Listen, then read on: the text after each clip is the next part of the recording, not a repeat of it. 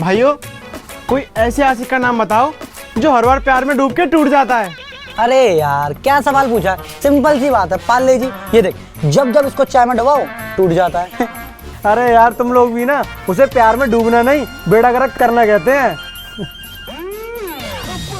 भाइयों देखना, तार तार करने वाली यूपी की उस बेटी की चीखें सुनने को तैयार नहीं है उत्तर प्रदेश की पुलिस कानून का मजाक बनाने पर आमादा है। कितनी शर्म की बात है ये। और लड़की का सोचो लड़कियों पर क्या बीतती होगी, उन्हें हर वक्त डर सताता होगा।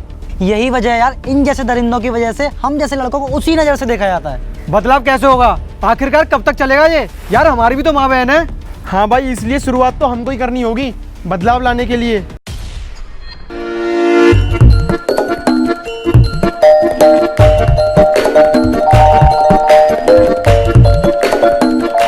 आगे बंदर तू, जब देखो इधर उधर गप्पे लड़ाता रहता है। गप्पे नहीं बहन, मुझे और भी काम होते हैं। ओके चलो भैया, शाम को मिलते हैं। अभी मैं जा रही हूँ अपने फ्रेंड्स के साथ घूमने। बाय। अंजलि, कहाँ जा रही हो? फ्रेंड से मिलने जा रही हूँ पापा। क्यों, क्या काम है? क्या हुआ पापा, सब ठीक तो है ना? आपने तो कभी ऐसे पूछा नहीं। कहीं जाने की जरूरत नहीं है। और ये कपड़े कैसे पहन रखे हैं? अब तुम बड़ी हो गई हो, शर्म नहीं आती तुम्हें? चलो अपने कमरे में।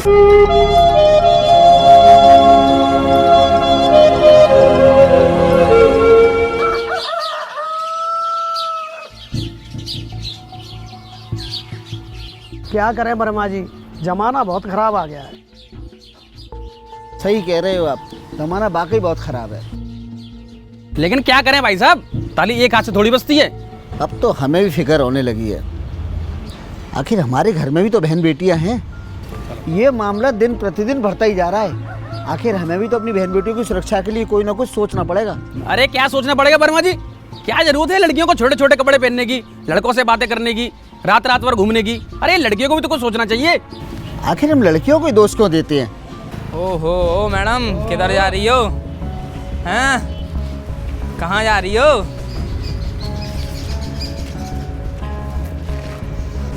ये सही है ना भाई?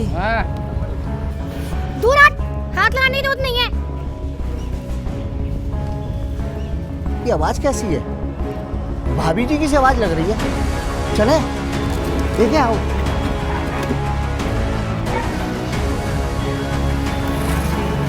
कौन है तुम लोग? मिश्रा जी, इन लड़कों ने ना मुझे छेड़ा और मुझे छूने की भी कोशिश की। तुम्हारी हिम्मत कैसे हुई मेरी बीवी को हाथ लगाने की? मैं अभी तुम लोगों को बताता हूँ। क्या है बे? अरे सही, तुम लोगों को शर्म नहीं आती है? नहीं आती? अब ऐसा करो बुड्ढो, निकलो फटाफट यहाँ से।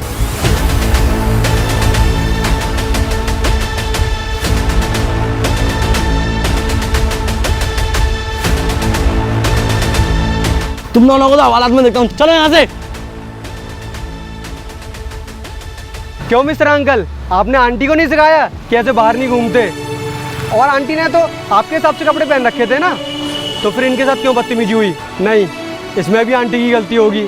हाँ, क्योंकि छेड़खानी, बलात्कार, रेप, इन सारी घटनाओं में औरत और लड़कियों की तो गलती होती है। यही कहा था ना आपने कि ताली एक हाथ से नहीं बजती। पापा, आज आपने अंजलि को घर से बाहर जाने नहीं दिया, आपने उसे कपड़ों के लिए सुना दी, वो रोती हुई चली गई। तब मैंने आपसे कुछ नहीं बोला। पापा, आप तब भी गलत थे और आप अब भी गलत हो।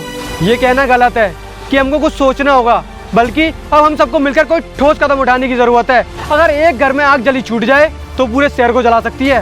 बेटा, मुझे बहुत गर्व है कि कम से कम आजकल के बच्चों में इतनी समझ तो है जो बड़ों को रास्ता दिखा रहे हैं। बेटा मुझे माफ करना, मुझे अपनी गलती का एहसास हो गया है। अब मुझे समझ आ गया जब खुद पर बीतती है तो कैसा लगता है।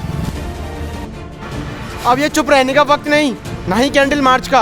अब हम सबको मिलकर आवाज उठानी होगी बदलाव के लिए, क्योंकि स्त्री ही हमारा भविष्य है और उसकी सुरक्षा हमारी जिम्मेदारी। शुरुआत करो खुद से, अपने दोस्तों से, अपने आसपास से। गलत के खिलाफ आवाज उठाओ।